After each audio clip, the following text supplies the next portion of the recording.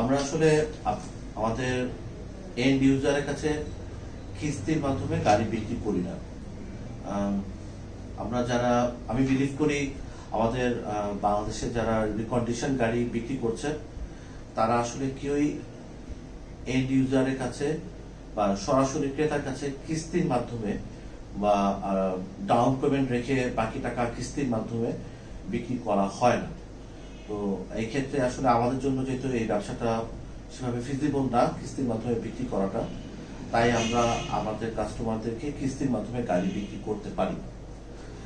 এই ক্ষেত্রে একটা কথা বলা ভালো যে আমাদের বাংলাদেশের মার্কেটে কিছু কিছু গাড়ি যেগুলো ব্র্যান্ড নিউ গাড়ি বিক্রি হচ্ছে অথবা ইন্ডিয়ান যেসব পিক আপ ট্রাক এইগুলো বিক্রি হচ্ছে, এই গাড়িগুলো মোস্ট অফ দ্য টাইম হয়তো বা কিস্তির মাধ্যমে বিক্রি হয়, যার কারণে অনেক ক্রেতাই এই কোশ্চেনটা তারা করেন যে এই গাড়িগুলো কি জাপানিজ রিকন্ডিশন গাড়িগুলো কি আমরা কিস্তির মাধ্যমে বিক্রি করি।